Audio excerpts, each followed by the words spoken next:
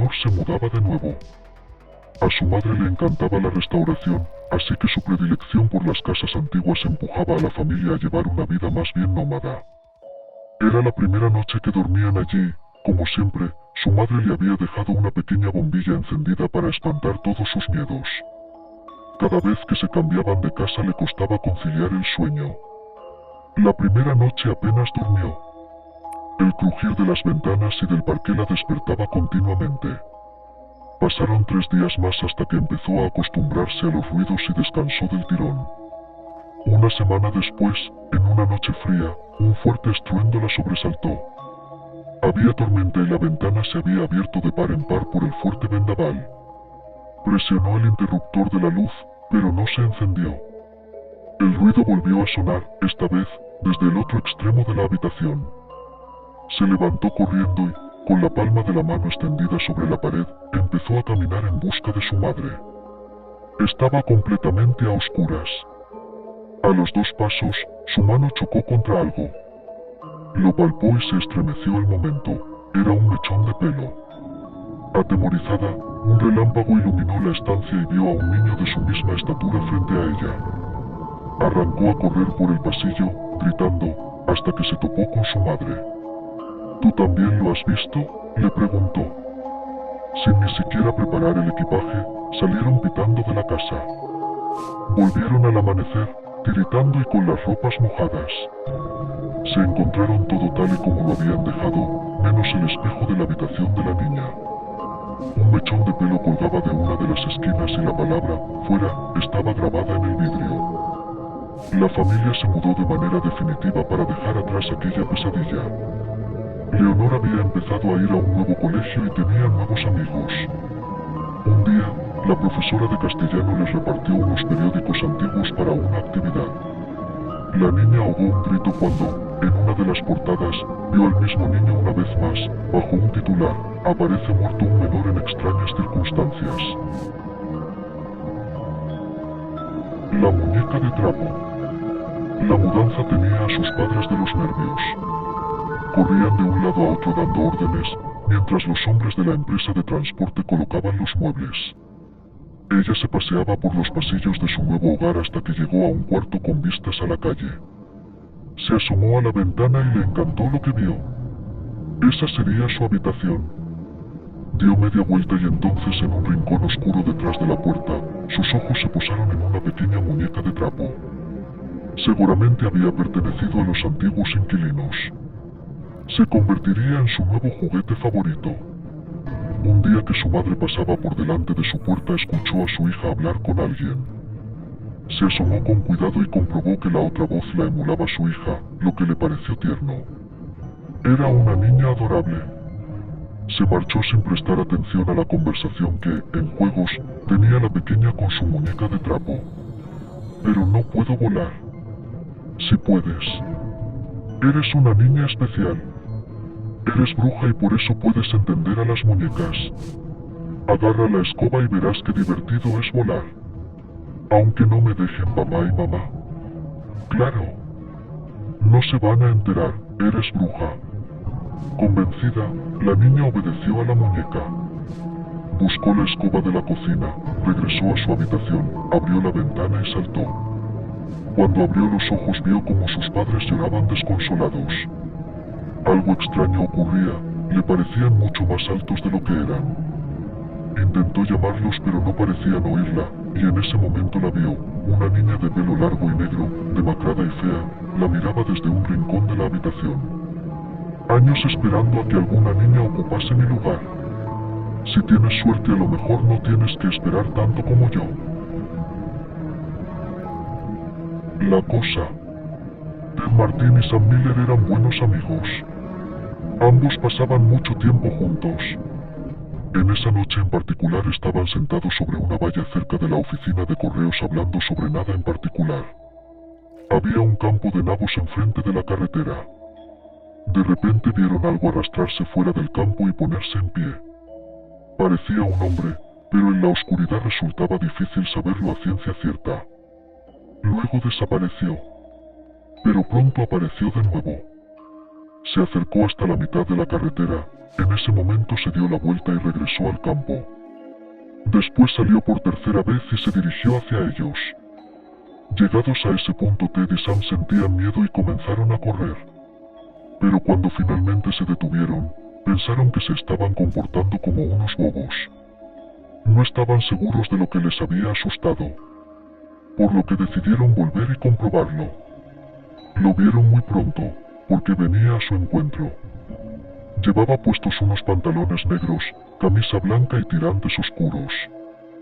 Sam dijo, intentaré tocarlo. De ese modo sabremos si es real. Se acercó y escudriñó su rostro. Tenía unos ojos brillantes y maliciosos profundamente hundidos en su cabeza. Parecía un esqueleto. Ted echó una mirada y gritó, y de nuevo él y Sam corrieron, pero esta vez el esqueleto lo siguió. Cuando llegaron a casa de Ted, permanecieron frente a la puerta y lo observaron. Se quedó un momento en el camino y luego desapareció. Un año más tarde Ted enfermó y murió.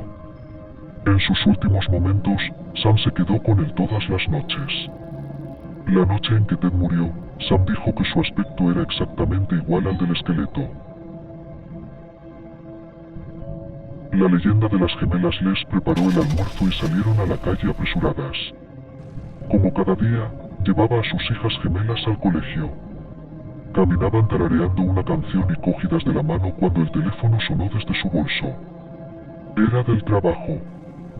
Respondió rápidamente y su interlocutor le pidió que acudiera de inmediato a la oficina. Había ocurrido algo grave, así que decidió que las niñas continuaran solas, conocían bien el camino. Las besó en la frente y emprendió la ruta de vuelta. Solo dio 20 pasos.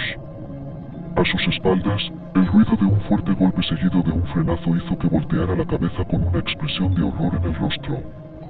Los cuerpos de las dos pequeñas yacían inertes bajo un camión. Todavía estaban cogidas de la mano. La mujer se sumió en una profunda depresión de la que consiguió salir con un nuevo embarazo. Por ironía del destino, en su vientre estaban cobrando vida 2 niñas gemelas. Cuando dio a luz, el asombroso parecido con sus hijas fallecidas sorprendió a más de un vecino. A medida que las pequeñas crecían, la madre se volvió más y más protectora. Le aterrorizaba la idea de que pudiera perderlas. Un día, de camino al colegio, las hermanas se adelantaron y corrían ante la atenta mirada de la mujer. En cuanto pusieron un pie en el asfalto, una férrea mano las detuvo con brusquedad. Entre sollozos desconsolados, su madre les rogó que no cruzaran nunca sin su permiso. No pensábamos en hacerlo. Ya nos atropellaron una vez, mamá. No volverá a ocurrir. Desde entonces, algunos viajeros aseguran que al pasar por ese tramo unas interferencias se cuelan en la radio y se oye una misteriosa melodía, el tarareo de unas niñas. La luna. Las viejas del pueblo siempre advertían que cuando la luna se mostraba amarilla no había que salir de casa. Las ventanas debían cerrarse y las cortinas correrse, pues seres malignos salían para bañarse con la luz enfermiza del satélite y para alimentarse de almas o de carne humana. Pero esos cuentos de ancianas no tenían credibilidad alguna para un chico de ciudad como él. Era verano, hacía mucho calor y no pensaba asarse por culpa de las locas creencias de su abuela. La luna estaba amarilla, sí, como un queso enorme redondo, y su luz brindaba a las calles del pueblo un aspecto fantasmagórico.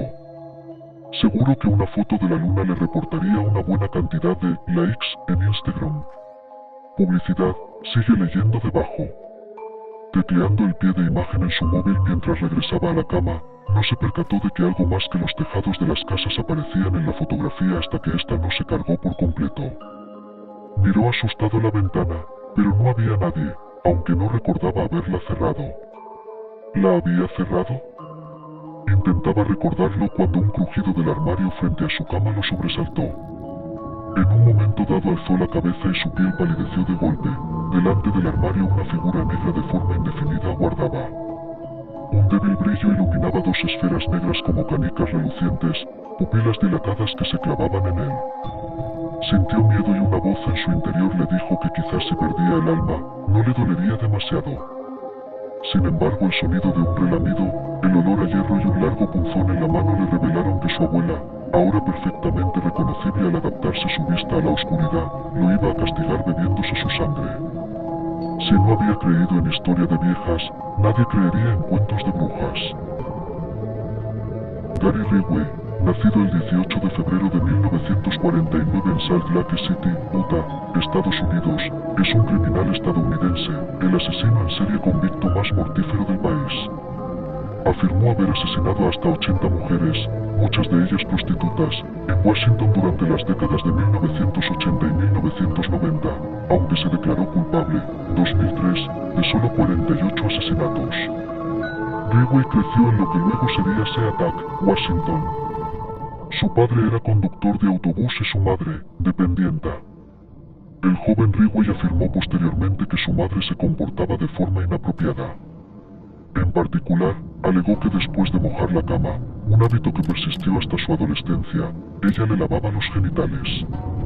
En algún momento, comenzó a fantasear con matarla y, a mediados de la década de 1960, apuñaló a un niño. Tras graduarse de la escuela secundaria en 1969, a los 20 años, Ridgway sirvió 2 años en la Marina de los Estados Unidos y posteriormente se estableció en la zona de Seattle, donde trabajó como pintor de camiones. Durante los siguientes 30 años, se casó 3 veces y tuvo un hijo. Para agosto de 1982, la policía creía que un asesino en serie estaba involucrado y finalmente formó un grupo de trabajo especial. Ridgway pronto se convirtió en sospechoso. En 1983, fue interrogado por la desaparición de una prostituta que, según un testigo, se había subido a su camioneta. Ridgway negó las acusaciones y pasó la prueba del polígrafo en 1984.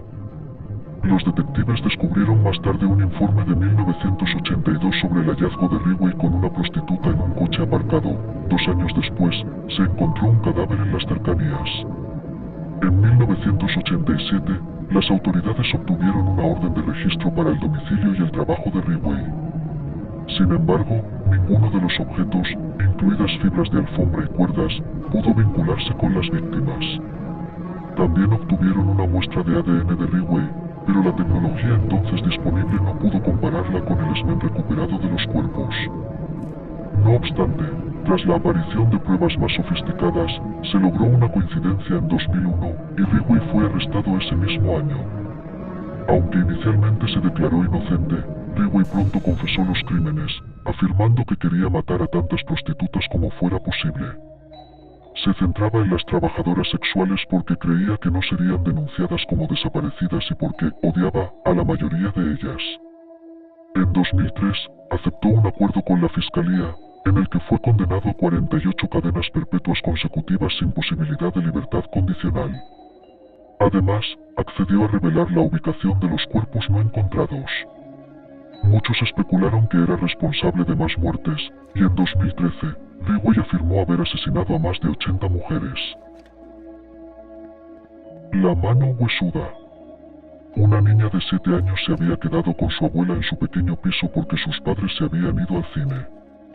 Todo fue normal, cenaron y se rieron un rato charlando juntas.